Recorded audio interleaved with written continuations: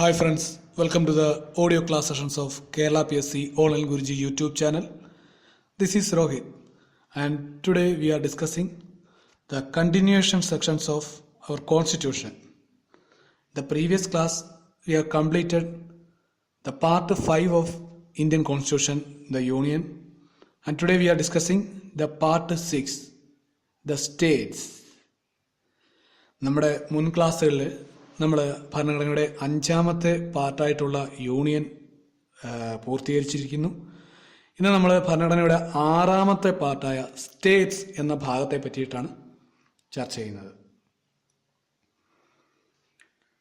The part 6, the state, is further subclassified into 6 small portions. The first one is general. It includes only a single article, Article 152. The second subclass is the executive. It includes in Article 153 to 167. Third one is state legislature, that is from Article 168 to 212. Fourth one is legislative power of the governor. It's also an important one, includes a sole article, Article 213. The fifth one is high courts, Article 214 to 231. And the last one is subordinate courts, Article 233 to 237. So we said the part 6 is subclassified into 6 small parts. First one is general.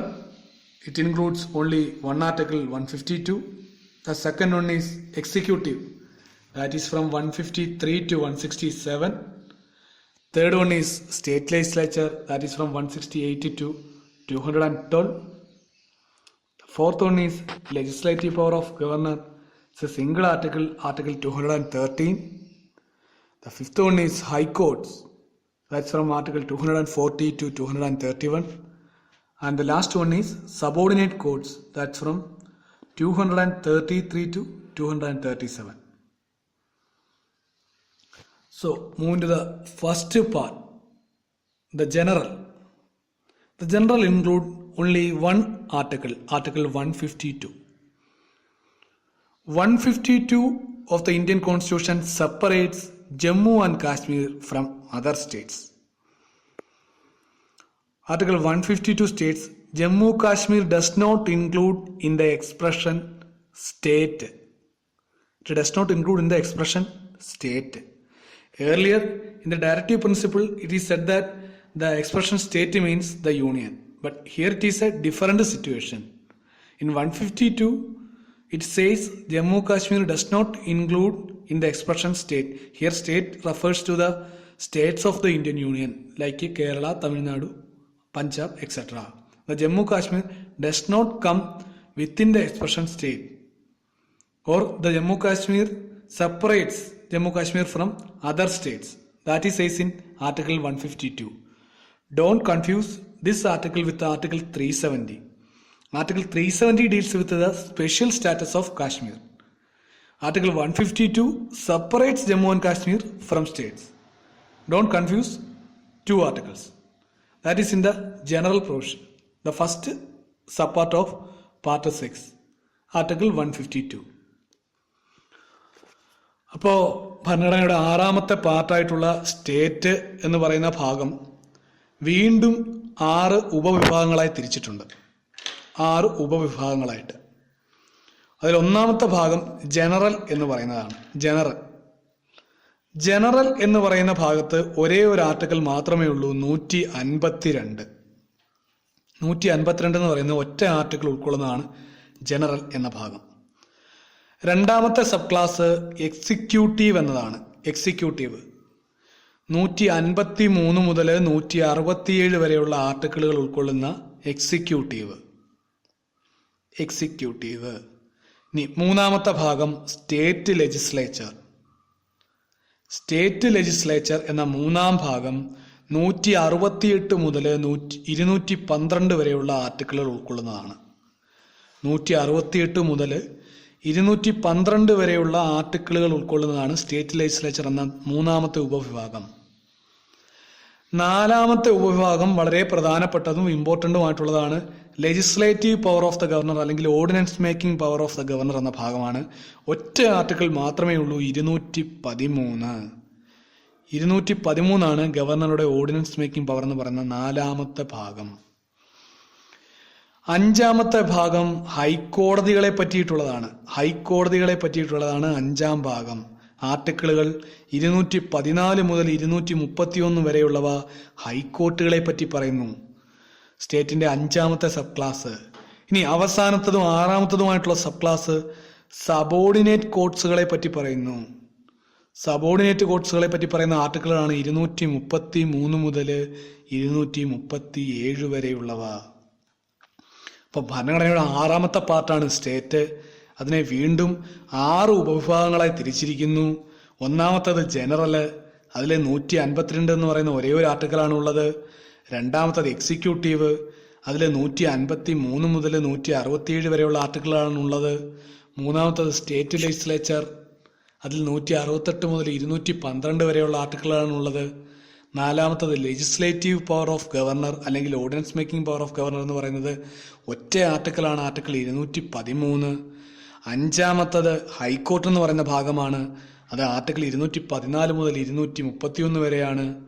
അവസാനത്തത് അല്ലെങ്കിൽ ആറാമത്തത് എന്താണ്? Subordinate courts എന്ന് പറയുന്ന ഭാഗമാണ്, 233 മുതൽ 237 വരെയുള്ള ഭാഗം.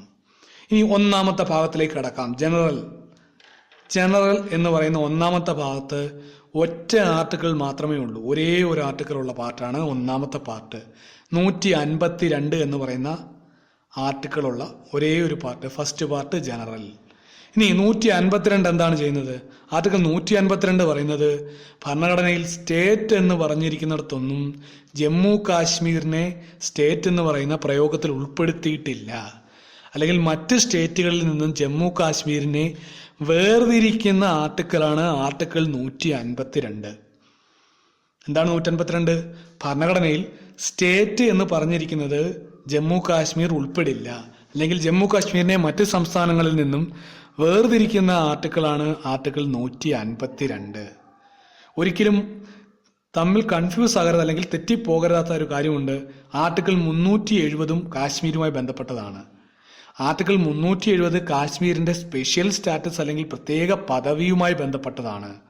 Article 152 കാശ്മീരിനെ മറ്റു സംസ്ഥാനങ്ങളിൽ നിന്നും വേർതിരിക്കുന്നതാണ്. അപ്പൊ 152 കാശ്മീരിനെ മറ്റ് സംസ്ഥാനങ്ങളിൽ നിന്നും വേർതിരിക്കുന്നു. 370 കാശ്മീരിന് പ്രത്യേക പദവി അല്ലെങ്കിൽ സ്പെഷ്യൽ സ്റ്റാറ്റസ് കൊടുക്കുന്നത്. അത് തമ്മിൽ ഒരിക്കലും മാറിപ്പോകരുത്. അപ്പൊ അതാണ് ഫസ്റ്റ് സബ് പാർട്ടായിട്ടുള്ള ജനറലിലുള്ളത്. Move into the second part, the executive. The second part includes Article 153 to 167. 153 to 167. The important article in the second subsection. The first one is Article 153. Article 153 says there shall be a governor of states.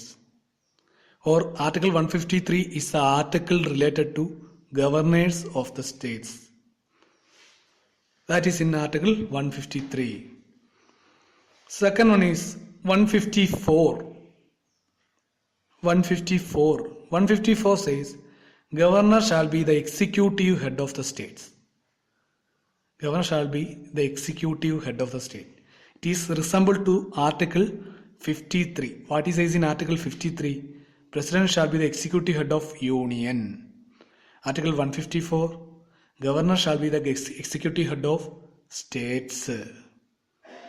That is the resemblance in Article 53 and 154. Then move to the next one. Article 155. The governors appointed by the President. That is in Article 155. The governors are appointed by the President. That is in 155. Next one is Article 156. the term of office of governor, it shall be 5 years till the charge hand over to the next person. The term of office of governor shall be 5 years till hand over the charge to the next person. And another important point in this article, Article 156, is the governor addressed his resignation to president. So Article 156 deals with 2 points. The first one is the term of office shall be 5 years or till handover charge to the next person. And the second point is he addressed his resignation to whom? To president. That are the 2 points in Article 156. Next one is Article 157. Article 157. Article 157 deals with the qualification of governor. Qualification of governor. There are 2 qualifications in 157. The first one is he must be a citizen of India. He must be a citizen of India. First condition. Second condition, he must have completed 35 years. He must have completed 35 years. That are the 2 qualifications of governors, says in Article 157. അപ്പോൾ ഭരണഘടനയുടെ 6ാമത്തെ പാർട്ടിൻ്റെ state എന്ന് പറയുന്ന 6ാമത്തെ പാർട്ടിൻ്റെ 2ാമത്തെ സബ്സെക്ഷനിലേക്ക് നമുക്ക് നോക്കാം. 2ാമത്തെ subsection എന്താണ് പറയുന്നത്? Executive എന്ന് പറയുന്ന ഭാഗമാണ് പറയുന്നത്. എക്സിക്യൂട്ടീവ് 153 മുതൽ 167 വരെയുള്ള ആർട്ടിക്കിളുകൾ ഉൾപ്പെടുന്ന എക്സിക്യൂട്ടീവ് എന്ന് പറയുന്ന ഭാഗമാണ് ഭരണഘടനയുടെ 6ാമത്തെ പാർട്ടിൻ്റെ 2ാമത്തെ സബ്സെക്ഷൻ. അതിലെ പ്രധാനപ്പെട്ട ആർട്ടിക്കിളുകൾ നമുക്കൊന്ന് പരിചയപ്പെടാം. ആദ്യം ആർട്ടിക്കിൾ 153. ആർട്ടിക്കിൾ 153 പറയുന്നത് ഗവർണറെ പറ്റിയാണ്. സംസ്ഥാനങ്ങളിലെ ഗവർണർമാരെ പറ്റി പറയുന്നതാണ് ആർട്ടിക്കിൾ 153. നമുക്ക് ഗവർണർമാർ വേണം എന്ന് പറയുന്നതാണ് 153. 153 എന്ന് പറയുന്ന ആർട്ടിക്കിളുമായി സാമ്യമുള്ള ആർട്ടിക്കിളാണ് ആർട്ടിക്കിൾ 52. ആർട്ടിക്കിൾ 52 എന്താണ് പറയുന്നത്? നമ്മുടെ രാജ്യത്തിനൊരു പ്രസിഡന്റ് വേണമെന്ന് പറയുന്നതാണ് ആർട്ടിക്കിൾ 52. 153 ആയപ്പോൾ എന്തായത്? സംസ്ഥാനങ്ങൾക്ക് ഒരു ഗവർണർ വേണം എന്ന് പറയുന്നതാണ് 153. അപ്പോൾ 52 പ്രസിഡന്റ് ആണെങ്കിൽ 153 ഗവർണറാണ്. ആരാണ് ഇപ്പോഴത്തെ കേരള ഗവർണർ? പി സദാശിവമാണ് ഇപ്പോഴത്തെ കേരള ഗവർണർ. അപ്പോൾ 52 പ്രസിഡന്റാണ്, 153 ഗവർണറാണ്.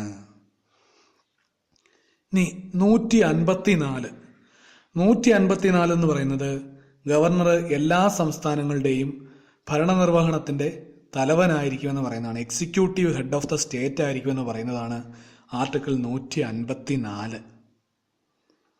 ആർട്ടിക്കിൾ 154 പറയുന്നത് ഗവർണർ സ്റ്റേറ്റിന്റെ എക്സിക്യൂട്ടീവ് ഹെഡ് ആയിരിക്കുമെന്ന് പറയുന്നതാണ് 154. ഇതുമായി സാമ്യമുള്ള ആർട്ടിക്കിളാണ് 53. ആർട്ടിക്കിൾ 53 എന്താണ് പറയുന്നത്? പ്രസിഡന്റ് അല്ലെങ്കിൽ രാഷ്ട്രപതി നമ്മുടെ രാജ്യത്തിന്റെ എക്സിക്യൂട്ടീവ് ഹെഡ് ആയിരിക്കുമെന്ന് പറയുന്നതാണ്. അപ്പോൾ 53 പറയുന്നത് പ്രസിഡന്റ് എക്സിക്യൂട്ടീവ് ഹെഡ് ആയിരിക്കുമെന്ന്. 154 ആയപ്പോൾ അത് എങ്ങനെയായി? ഗവർണർ സംസ്ഥാനങ്ങളുടെ എക്സിക്യൂട്ടീവ് ഹെഡ് ആയിരിക്കുമെന്ന് പറയുന്നതാണ്. അവിടെ സാമ്യം. ഇനി അടുത്തത് 155 എന്ന് പറയുന്നത് ഗവർണർമാരെ അപ്പോയിന്റ് ചെയ്യുന്നത് രാഷ്ട്രപതിമാരാണ്, അല്ലെങ്കിൽ രാഷ്ട്രപതിമാരാൽ അപ്പോയിന്റ് ചെയ്യുന്നത് അല്ലെങ്കിൽ തെരഞ്ഞെടുക്കപ്പെടുന്നവരാണ് ഗവർണർമാർ എന്ന് പറയുന്നതാണ് 155ാമത്തെ ആർട്ടിക്കിൾ. അപ്പോൾ 155 പറയുന്നത് എന്താണ്? ഗവർണർമാരെ തെരഞ്ഞെടുക്കുന്നത് പ്രസിഡന്റുമാരാണ് എന്ന് പറയുന്നതാണ് ആർട്ടിക്കിൾ 155.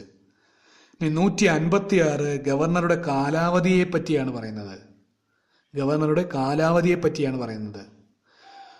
പൊതുവിൽ ഗവർണർക്ക് 5 വർഷമാണ് ഭരണകാലാവധിയെങ്കിലും പുതിയ ഒരാൾ ചാർജ് എടുക്കുന്ന കാലം വരെ ആ ഓഫീസിൽ തുടരാനുള്ള അധികാരം ഗവർണർക്കുണ്ട്.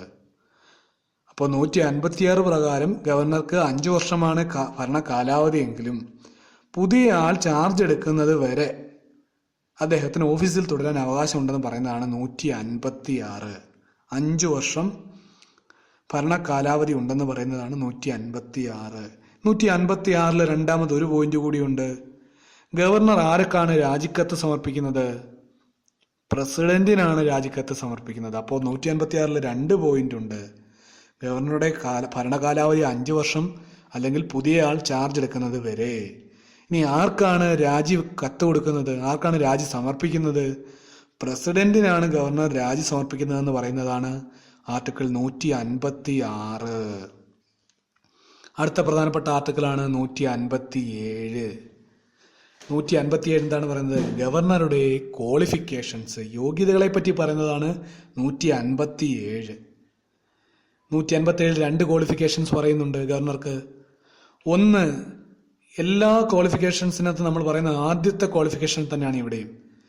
അയാൾ ഒരു ഇന്ത്യൻ പൗരനായിരിക്കണം, ഒരു ഇന്ത്യൻ സിറ്റിസൺ ആയിരിക്കണം എന്നതാണ് ഫസ്റ്റ് കണ്ടീഷൻ. രണ്ടാമത്തെ കണ്ടീഷൻ, അയാൾ 35 വയസ്സ് പൂർത്തിയാക്കിയിരിക്കണം. 35 വയസ്സ് പൂർത്തിയാക്കിയാൽ മാത്രമേ ഗവർണറായിട്ട് നിയമിക്കപ്പെടാൻ അർഹതയുള്ളൂ. ഇപ്പോൾ 157 ഗവർണറുടെ ക്വാളിഫിക്കേഷൻസിനെ പറ്റിയാണ് പറയുന്നത്. എന്തൊക്കെയാണ്? അയാളൊരു ഇന്ത്യൻ പൗരനായിരിക്കണം, അതുകൂടാതെ 35 വയസ്സ് പൂർത്തിയാക്കിയിരിക്കണം. 2 ക്വാളിഫിക്കേഷൻസ് ആണ് ഉള്ളത്. അതാണ് 157 പറയുന്നത്. ഇനി ആർട്ടിക്കിൾ 153 എന്താണ് പറയുന്നത്? സംസ്ഥാനങ്ങൾക്ക് ഗവർണർ ഉണ്ടാവണമെന്ന് പറയുന്നതാണ് 153. അതുമായി സാമ്യമുള്ള ആർട്ടിക്കിൾ ഏതാണെന്ന് പറഞ്ഞു? ആർട്ടിക്കിൾ 52. ആർട്ടിക്കിൾ 52 എന്താണ് പറയുന്നതെന്ന് പറഞ്ഞു? രാജ്യത്തിനൊരു പ്രസിഡന്റ് വേണം. അപ്പോൾ 52ഉം 153ഉം കണക്ട് ചെയ്ത് പഠിക്കാവുന്നതാണ്. ഇനി 154 എന്താണ് പറയുന്നത്? ഗവർണർ സംസ്ഥാനങ്ങളുടെ എക്സിക്യൂട്ടീവ് ഹെഡാണെന്ന് പറയുന്നതാണ് 154. ഇനി 154മായി സാമ്യമുള്ള ആർട്ടിക്കിൾ ഏതാണ്? ആർട്ടിക്കിൾ 53 ആണ്. 53 പറയുന്നുണ്ട് എന്ത്? പ്രസിഡന്റ് രാജ്യത്തിന്റെ എക്സിക്യൂട്ടീവ് ഹെഡാണെന്ന് പറയുന്നത്. അപ്പോൾ 153ഉം 52ഉം 154ഉം 53ഉം തമ്മിൽ ബന്ധമുള്ള ആർട്ടിക്കിളാണ്. ഇനി 155 എന്താണ് പറയുന്നത്? ഗവർണറെ അപ്പോയിന്റ് ചെയ്യുന്നത് പ്രസിഡന്റ് ആണ്. 156 എന്ത് പറയുന്നുണ്ട്? 5 വർഷമാണ് കാലാവധി, അല്ലെങ്കിൽ പുതിയ ആൾ ചാർജ് എടുക്കുന്നത് വരെ.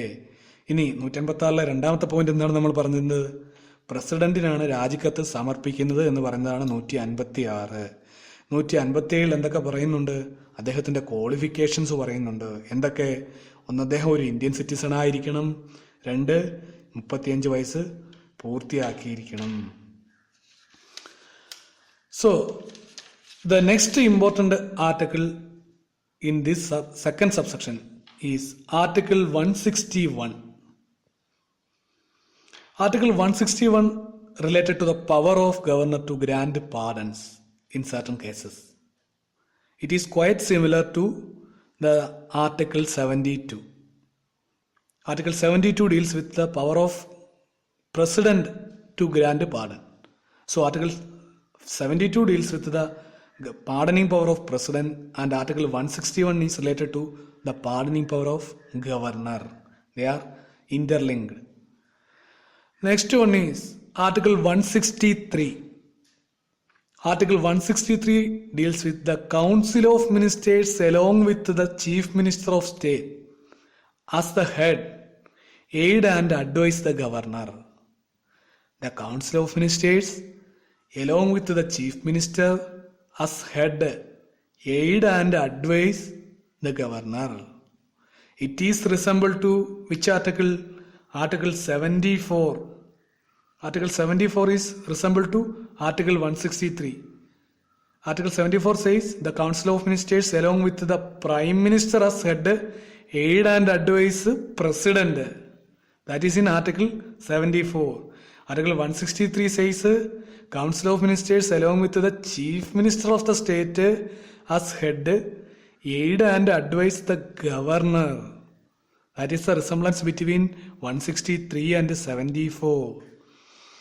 Next important article is 164. 164 says the Chief Minister is appointed by the governor and other ministers are appointed by the governor on advice of Chief Minister. The Chief Minister is appointed by the governor and other ministers are appointed by the governor on advice of CM. And the second point in the same article is the Council of Ministers shall not exceed 15% of the total membership of Legislative Assembly.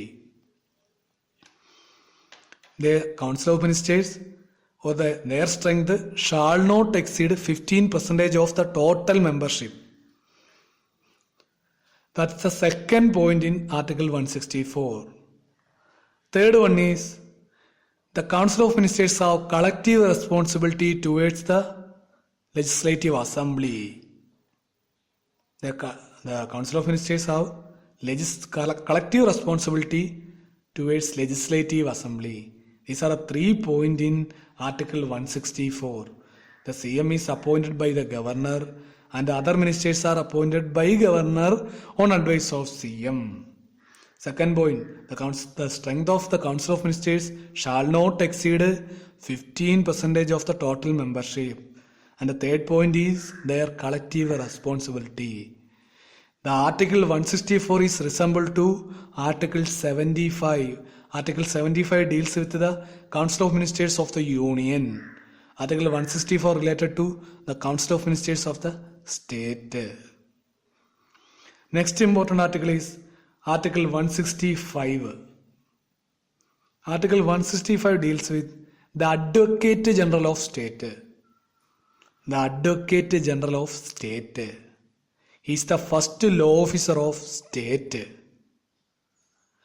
And the Advocate General is appointed by the governor. And he must have the same qualification as of a High Court judge. So Article 165 deals with the Advocate General of State. He is the first law officer of the state. He is appointed by governor.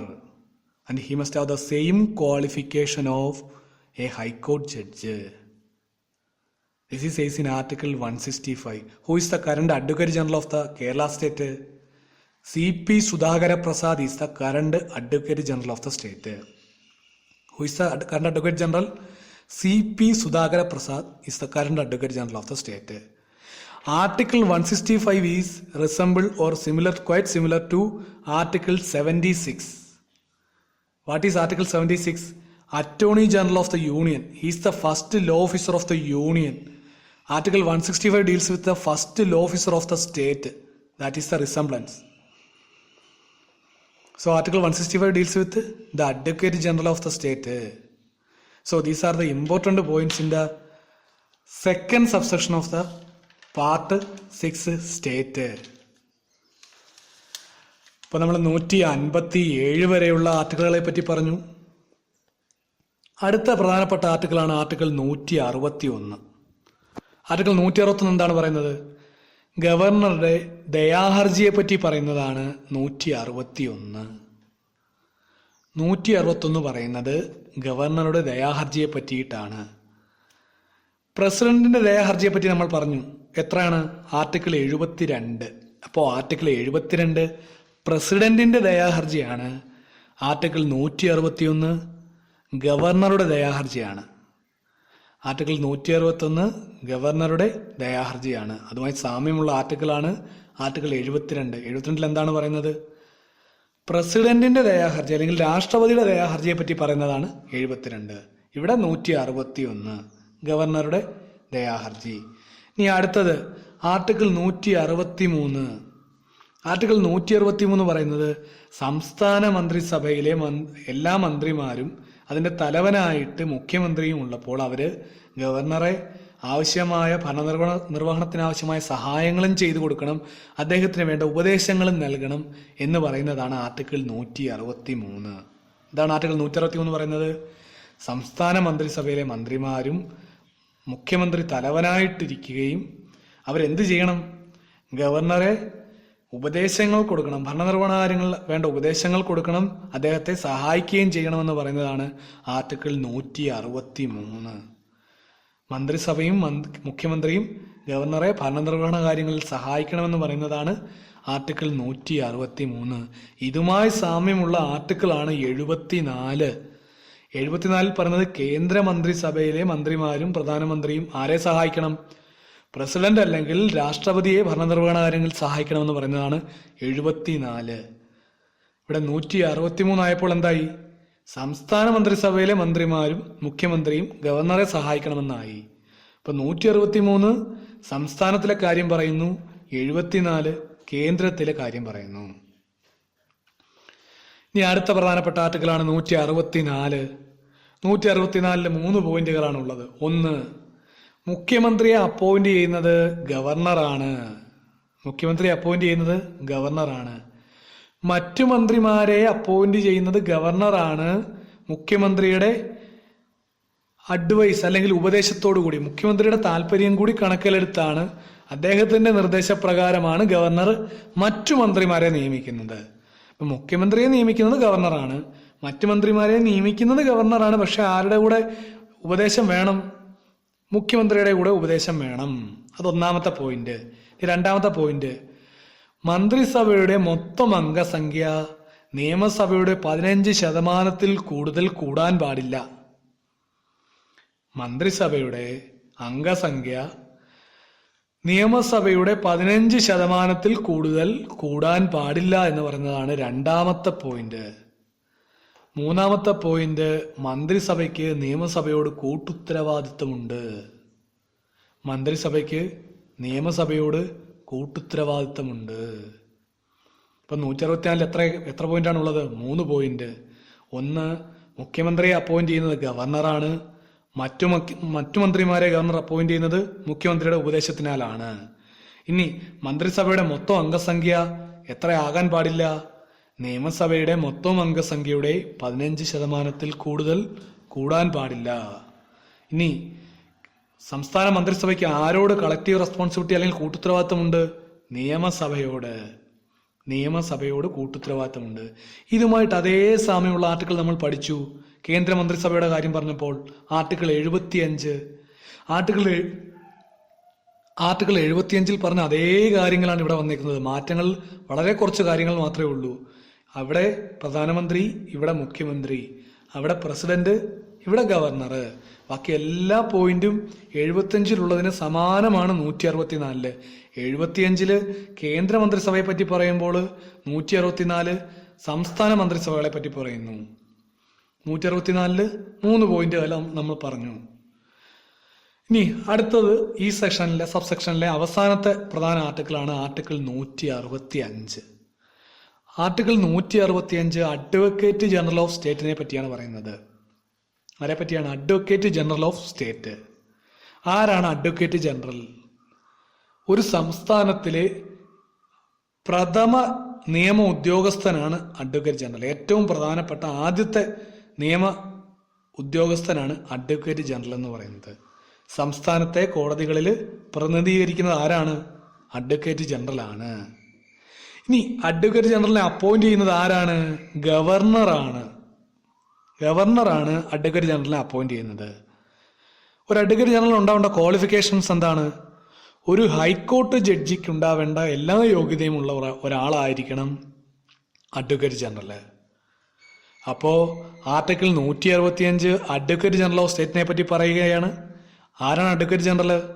ഒരു സംസ്ഥാനത്തിന്റെ ആദ്യത്തെ അല്ലെങ്കിൽ പ്രഥമ law ഓഫീസറാണ് advocate general എന്ന് പറയുന്നത്.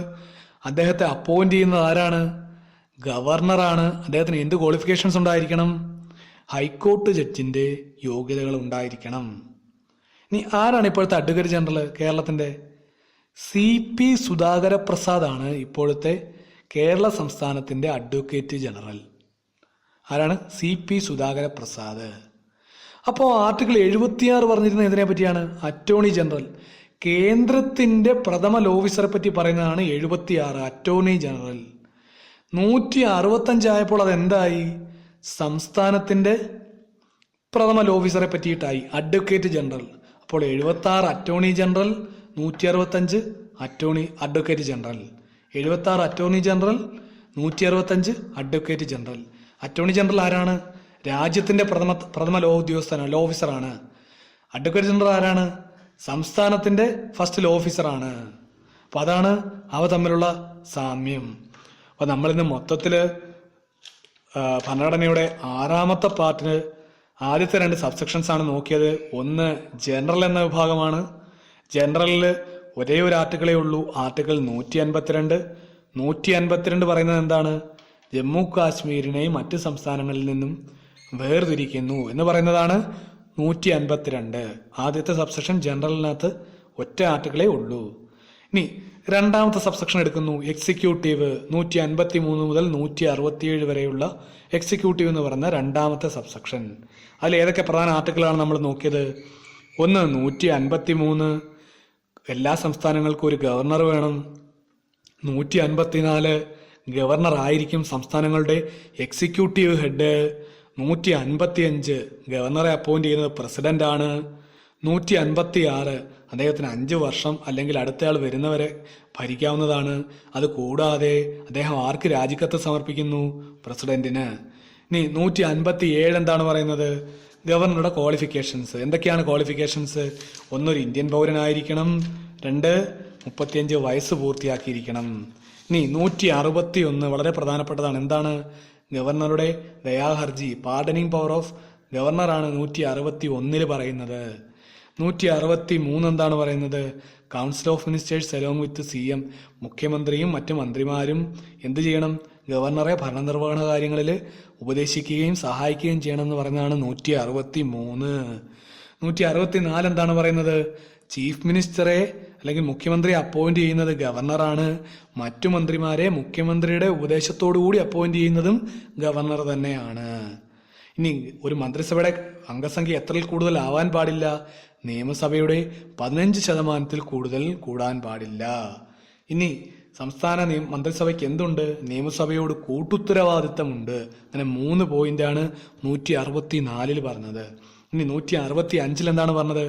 Advocate ജനറലിനെ പറ്റിയാണ് പറഞ്ഞത്. ആരാണ് അഡ്വക്കേറ്റ് ജനറൽ? ഒരു സംസ്ഥാനത്തിന്റെ ഫസ്റ്റ് ലോ ഓഫീസറാണ് അഡ്വക്കേറ്റ് ജനറൽ. ആരാണ് അദ്ദേഹത്തെ അപ്പോയിന്റ് ചെയ്യുന്നത്? ഗവർണറാണ്. ഇനി അദ്ദേഹത്തിന് എന്ത് ക്വാളിഫിക്കേഷൻസ് ഉണ്ടായിരിക്കണം?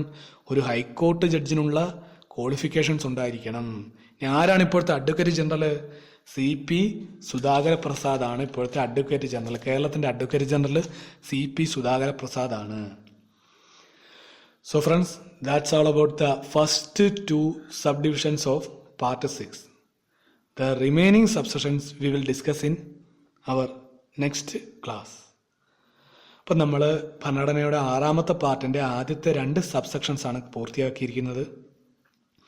തുടർന്ന് വരുന്ന സബ്സെക്ഷൻസ് നമുക്ക് തുടർന്നുള്ള ക്ലാസ്സുകളിൽ ചർച്ച ചെയ്യാം. നന്ദി.